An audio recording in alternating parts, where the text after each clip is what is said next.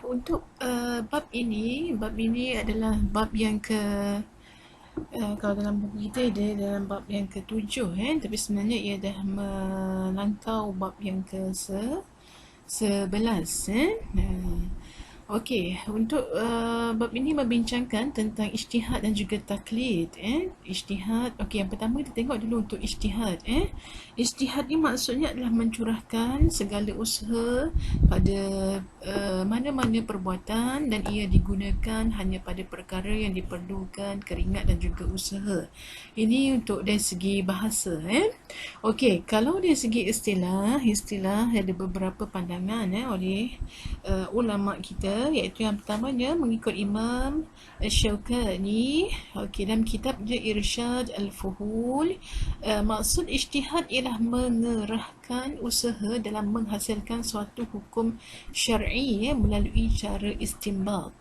Okey, jadi kalau tengok Imam Syaukani, maksudnya suatu usaha untuk menghasilkan hukum. Ada usaha, dia keperluan usaha tu kira di tengah-tengah, kemudian natijahnya adalah hukum, dan kemudian usaha itu juga adalah melalui kaedah istinbat.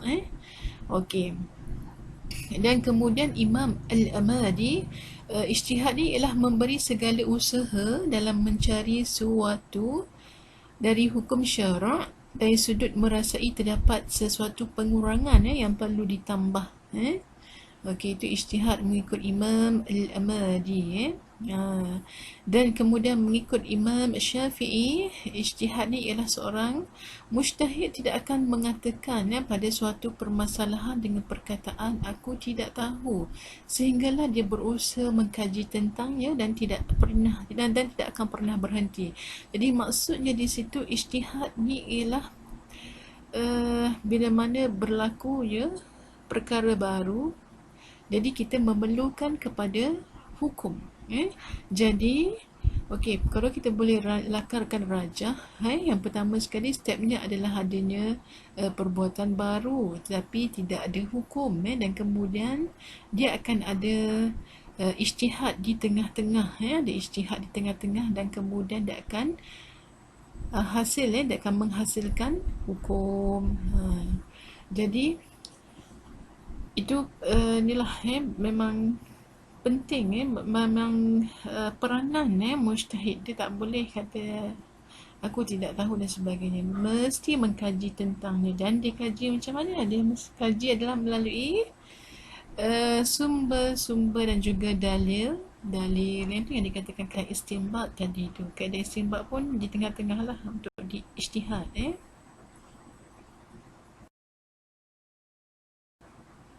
Kemudian dia ada beberapa pembahagian untuk mujtahid, iaitu yang pertama mujtahid mustaqil, mujtahid mutlak, kemudian mujtahid muqayyad, mujtahid takhrij, mujtahid tarjih, dan kemudian mujtahid fatwa. Mujtahid fatwa.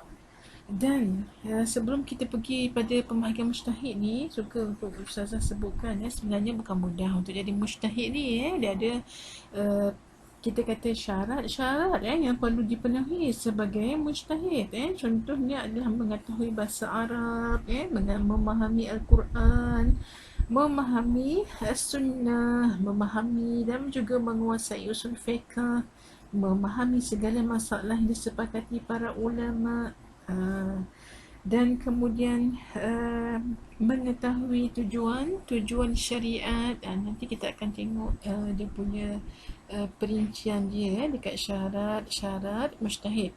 Okey, untuk yang pertama, mujtahid mustaqil. Mujtahid mustaqil ni adalah paling tinggi kedudukannya, tingkatan fuqaha yang paling tinggi, di mana mujtahid pada peringkat ini mampu untuk menetapkan qawaid ataupun kaedah-kaedah berdasarkan dalil Al-Quran dan juga As-Sunnah. Dan dalam kategori mujtahid mustaqil ni ialah imam mazhab yang empat dah. Mazhab yang empat iaitu mazhab Imam Abu Hanifah, kemudian Imam Malik, kemudian Imam Syafi'i dan kemudian Imam Ahmad bin Hanbali. Dan kalau kita tengok dia punya mujtahid mustaqil ni dia apa kita independent ya. Dia maksudnya dia bebas. Mustaqil, dia tidak terikat kalau mujtahid mustaqil ni dia memiliki kemampuan untuk menetapkan kaedah fiqh berdasarkan kesimpulan terhadap dalil Al-Quran dan juga As-Sunnah. Okey, kemudian untuk yang ini adalah mujtahid mutlak. Untuk mujtahid mutlak ni ialah mereka yang telah memenuhi syarat dalam berijtihad secara bebas, namun belum mampu untuk membina kaedah sendiri, tetapi hanya mengikuti metodologi imam mazhab dalam berijtihad. Dan kemudian mereka juga memiliki kemampuan menetapkan hukum dari beberapa dalil yang sesuai dengan kaedah yang ditetapkan oleh imam mazhab. Jadi maksudnya mujtahid mutlak ni peringkat yang kedua kan, mereka juga mampu untuk menetapkan hukum, mampu untuk mendatangkan hukum, mampu untuk menghasilkan hukum, tapi dia depend dia menggunakan metodologi mazhab. Kalau maksudnya kalau dia daripada ulama Syafi'i, maksudnya dia akan berijtihad mengikut metod mazhab Syafi'i dan sebagainya lah. Dan mujtahid mutlak, mujtahid mutlak ni ialah mereka yang memiliki kemampuan untuk kias keterangan-keterangan yang disampaikan oleh imam mazhab untuk menyelesaikan permasalahan yang baru, menyelesaikan permasalahan yang baru yang tidak terdapat dalam keterangan ulama mazhab. Pendapat hasil ijtihad ulama ini disebut sebagai al-wajhu asbab al-wujuh. Dan kemudian pendapat hasil ijtihad ulama ini khilaf, terdapatnya khilaf, perbezaan pendapat akan biasanya berlaku di kalangan ulama mujtahid muqayyad. Dan kemudian kita boleh tengoklah banyak buku-buku yang dihasilkan, penjelasan di dalam buku-buku berkaitan dengan mujtahid mutlak, sebabnya dia ada banyak pandangan. Dan kemudian kalau yang mujtahid takhrij ni ialah ulama yang mentakhrij beberapa pendapat dalam mazhab. Dia pun kena pakar juga, maksudnya dia kena tahu dan dia pandangan-pandangan ulama, sebab bila kita timbulkan satu isu, dia bukan hanya ada satu hukum kan, dia akan ada pelbagai pandangan, pelbagai hukum mengikut mazhab tertentu. Jadi untuk mazhab mujtahid takhrij ni dia berkemampuan untuk menguasai prinsip dan pengetahuan mereka dalam memahami landasan mazhab, dan ini menjadi bekal lah untuk mereka menguatkan salah satu pendapat. Takhrij menurut istilah adalah menunjukkan tempat hadis pada sumber asalnya dan mengeluarkan hadis tersebut dengan sanadnya dan menjelaskan darjatnya ketika diperlukan. Dan kemudian mujtahid tarjih ni ialah mujtahid yang memiliki kemampuan memilih pendapat yang lebih benar dan juga lebih kuat ketika terdapat perbezaan pendapat, baik perbezaan di antara pendapat imam mazhab atau perbezaan di antara pendapat imam dengan muridnya dalam satu mazhab. Jadi ini mujtahid tarjih kita bagi, maksudnya bila mana timbul satu masalah, dia akan keluarkan dia punya hukum-hukum dan kemudian dia akan pilih mana satu yang paling rajih, paling tepat, paling rojih lah, tarjih tu kan, paling benar, paling jitu, okey. Kemudian terdapat mujtahid fatwa. Okey, mujtahid fatwa ni maksudnya adalah para ulama yang memahami pendapat mazhab, dan kemudian menguasai segala penjelasan dan permasalahan dalam mazhab, sehingga mereka mampu menentukan mana pendapat yang paling kuat, kemudian pendapat yang agak kuat, dan juga pendapat yang lemah.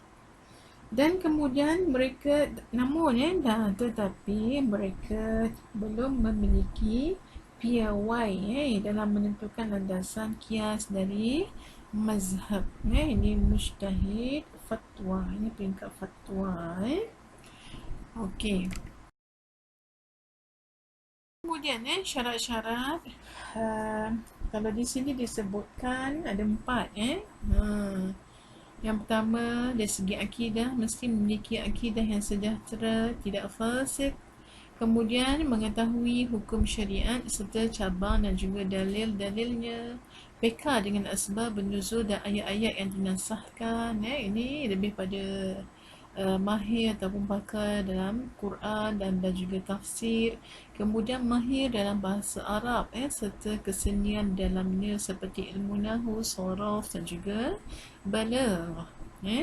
Kalau kita tengok mengetahui yang kedua tu, yang syarat yang kedua, mengetahui hukum syariat serta cabang dan juga dalil-dalilnya, maksudnya dia tahulah maksudnya bukan sedikit, maksudnya dia berpengalaman, dia pakar dalam contohnya dalam kita punya sumber-sumber, iaitu dalam ada sumber yang disepakati, ada sumber yang tidak disepakati kan. Kalau sumber yang disepakati itu Al-Quran, As-Sunnah, Ijma' dan juga Qiyas.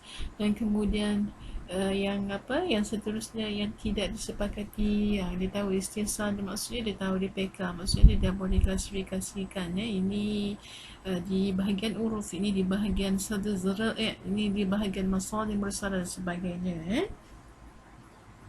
Dan untuk tambahan syarat pada mujtahid iaitu adalah memahami, juga perlu memahami usul fiqh.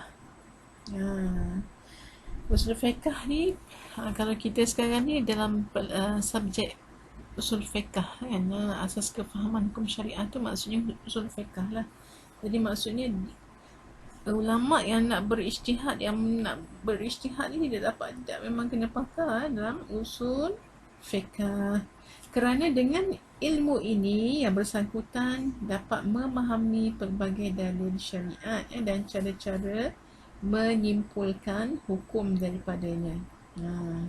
Dan kemudian kalau tengok para ulama dari masa ke semasa telah menyusun pelbagai karya dalam bidang ilmu ini sehingga memberikan peranan penting dan kemudahan dalam memahami perbahasan dan juga kaedahnya.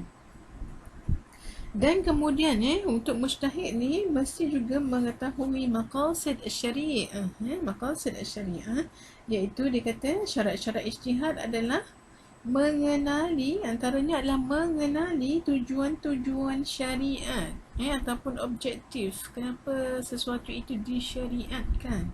Kemudian illah hukum dan maslahah manusia. Tujuannya adalah memungkinkan baginya untuk menyimpulkan pelbagai hukum yang tidak disebutkan oleh syariat. Dan kemudian bersandarkan kepada maslahah. Jadi memang tidak memang dia kena tahu maqasid syariah. Dan kemudian dia juga dari segi persiapan, ada persiapan yang diperlukan dalam proses ijtihad, iaitu persiapan peribadilah, kita kata persiapan peribadi, contohnya memiliki mentaliti ataupun memiliki apa yang dia kata intelek Intelektual yang baik, menguasai fiqh, mampu untuk menganalisa, mampu untuk menganalisa sesuatu, mampu apa kita kata dari segi apa kebolehan, daya fikir yang baik, dan kemudian mujtahid dia juga adalah seorang yang cerdas. Kemudian untuk taklid dan talfiq, maybe kita tak berapa familiar dengan talfiq, tapi taklid insyaAllah masing-masing tahu kan taklid. Dari segi definisi terlebih dahulu, iaitu berkaitan dengan taklid dari segi bahasa, maksudnya adalah meletakkan sesuatu di keliling leher. Kemudian dari segi istilah, mengikut Ibnu As-Subki dalam kitab Jam'u Al-Jawami'. Taklid ni ialah memakai sesuatu pendapat tanpa mengetahui dalilnya. Memakai ataupun kita kata apa bahasa mudah kita, mengikut kan, mengikut, mengambil pendapat, mengikut, mengambil pendapat tanpa mengetahui dalilnya. Dan kemudian mengikut Ibnu Qudamah dalam kitab dia Rawdatun Nazir, okey, maksud taklid ni ialah menerima perkataan orang lain tanpa berhujah. Maksudnya dia terima bulat-bulat, kita kata dia taklid, ikut je. Maksudnya kalau orang kata A, hukum bagi ni adalah harus. Jadi dia apa, dia ni je lah, follow je, harus kan. Dia tak, dia dah nak fikir pasal dalil, pasal sumber, pasal apa kita kata, apa dalilnya, dia apa kata harus, dia apa tak jadi haram dan sebagainya kan. Dia tak ada dah. Kalau taklid ni memang menerima, menerima perkataan orang lain tanpa hujah, tanpa debat dan sebagainya lah. Okey, jadi mukallid, mukallid ni ialah orang yang menerima dan memakai perkataan orang lain selain baginda Nabi dengan tanpa mengetahui sandaran dalil. Dan dia kata untuk sebagai rakyat kita, sebagai rakyat biasa, jika kita hanya bertaklid kepada mazhab Syafi'i, tidak berdosa, kerana kefarduan orang awam hanya dengan mengikuti orang yang dipercayai ilmu dan juga agamanya. Jadi kalau maksudnya kita orang awam, kita memang ada keperluan untuk bertaklid sebab kita tidak mampu untuk berijtihad, tidak mampu untuk mengeluarkan sesuatu hukum. Jadi tidak memang kita kena ikut, kena ikut dan juga taat apa-apa hukum lah yang terdapat dalam mazhab kita, mazhab Syafi'i. Kemudian hukum taklid bagi orang awam, apabila orang awam melakukan amalan yang mampu dilaksanakan dengan bertaklid kepada orang alim yang fiqah, maka ianya tidak dicela, malah itulah yang dituntut oleh agama, dengan syarat ia tidak dilaksanakan dengan ta'assub dengan mazhab.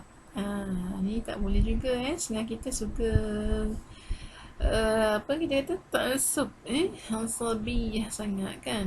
Maksudnya kalau A mengeluarkan pandangan, memang dia pegang betul-betul A, dan kemudian bila B mengeluarkan hukum, tolak habis-habisan. Itu tak boleh lah. Maksudnya mana-mana yang benar kita boleh ambil lah. Jadi tidak perlu pada ta'assub kepada sesuatu pandangan.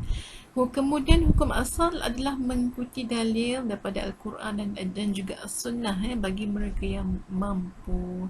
Jadi maksudnya kalau orang yang ada kemampuan, kita kata ada kebolehan untuk mempelajari hukum, jadi perlulah kita, apa kita kata, maksudnya taklid juga daripada masa yang sama kita mempelajari, mengikuti dalil Al-Quran dan juga Sunnah, mempelajari Al-Quran dan As-Sunnah. Okey, untuk yang talfiq, talfiq dari segi bahasa, maksud dari segi bahasa mempunyai beberapa maksud, iaitu himpunan ataupun menghimpunkan, menggabungkan. Yang kedua adalah bercampur aduk. Dan kemudian yang ketiga adalah pendustaan yang dihiasi dengan kebaikan. Okey, terdapat beberapa takrif talfiq yang boleh dikemukakan di sini, iaitu yang pertama mencampur adukkan dua pandangan ulama dalam satu masalah sehingga menghasilkan satu hukum yang tidak diiktiraf oleh kedua-duanya, sama ada percampuran itu dilakukan pada asal masalah ataupun pada pecahan. Dan kemudian yang kedua, satu tindakan beramal dengan mencampurkan atau menggabungkan pelbagai pandangan ataupun pelbagai pendapat mazhab dalam sesuatu masalah tertentu dan tidak terikat dengan mana-mana mazhab fiqh.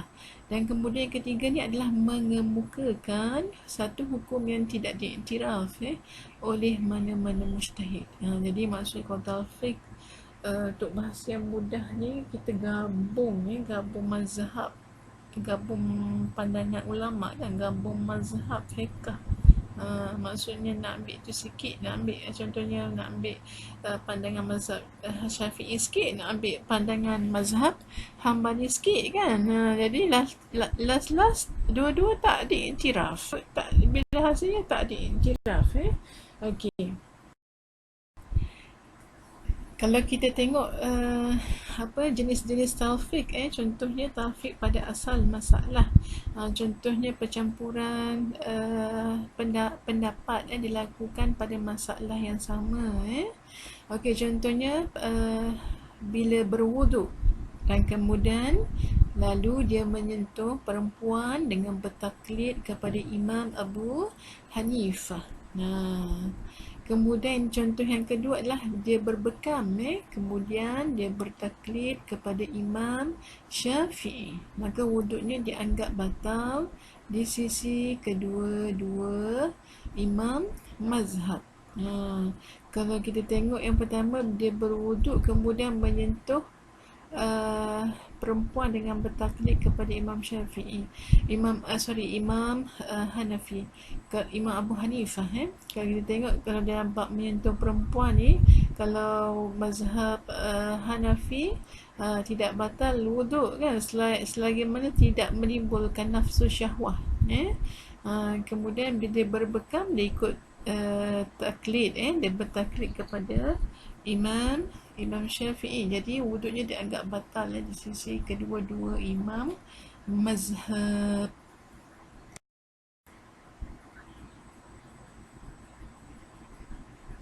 Okey, kemudian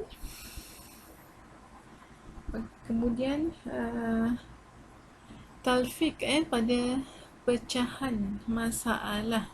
Ni yang pertama tu pada asal. Kalau masih ingat kita belajar bab kias, dia ada perkara asal dan kemudian dia ada perkara cabang ataupun furu' ataupun pecahan. Itu yang dimaksudkan ni, pecahan. Talfiq yang dilakukan pada dua masalah yang berbeza, tetapi masalah kedua merupakan kesan daripada masalah yang pertama. Okey, contohnya dia kata apabila seseorang berwuduk lalu dia menyapu beberapa helaian rambut dengan bertaklid kepada Imam Syafi'i. Sebab kalau tengok Imam Syafi'i, dia mudah saja kan, dia sekadar menyapu beberapa helai anak rambut, minimum 3 helai anak rambut kan, itu mengikut mazhab Syafi'i. Kemudian dia solat dengan menghadap ke Kaabah sahaja dengan bertaklid kepada Imam Abu Hanifah, maka solatnya batal di sisi kedua-dua imam mazhab.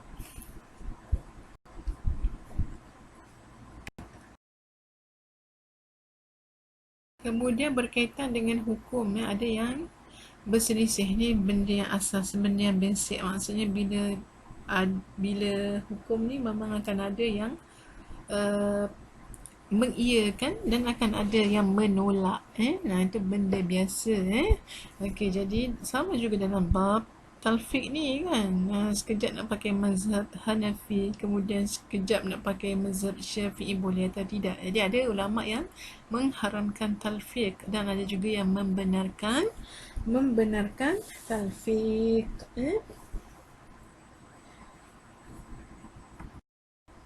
Okey, kita tengok yang pada pendapat yang mengharamkan talfiq. Okey, pendapat yang mengharamkan iaitu pendapat yang muktamad di sisi imam, di sisi Syafi'i, mazhab Syafi'i, mazhab Hanafi, mazhab Hambali, Hanabilah, dalam semua perkara dalam bab ibadah, muamalah dan lain-lain.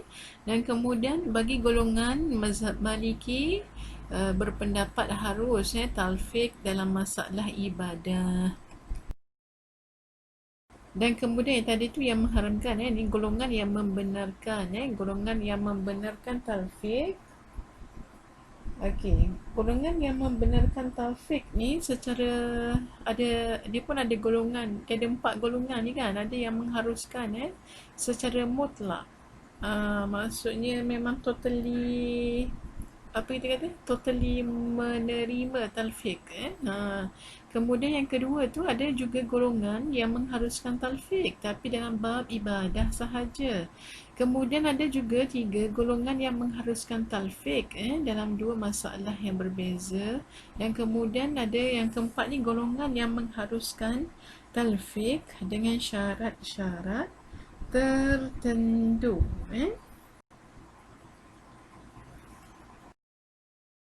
Jadi dalam bab talfiq gabung 2 mazhab dalam satu perkara. Jadi kita boleh tengoklah dia ada dalam permasalahan ini kita tak boleh mengambil pandangan yang ringan dengan unsur sengaja ataupun tanpa darurat.